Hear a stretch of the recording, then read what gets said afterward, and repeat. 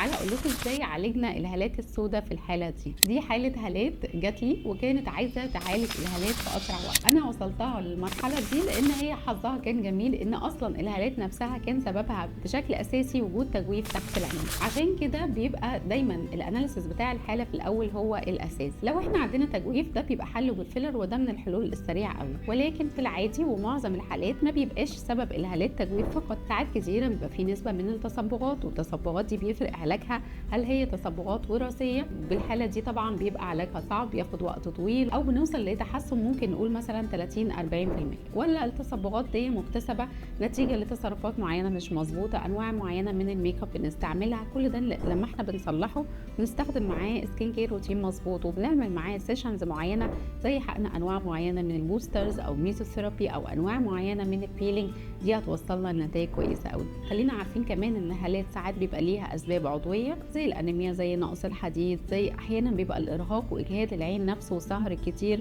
البص في السكرينز وقت طويل، كل ده بيجهد العين وبيزود عندنا الهالات. عشان كده كل دي اسباب المفروض بنشتغل عليها حسب كل حاله والتانيه.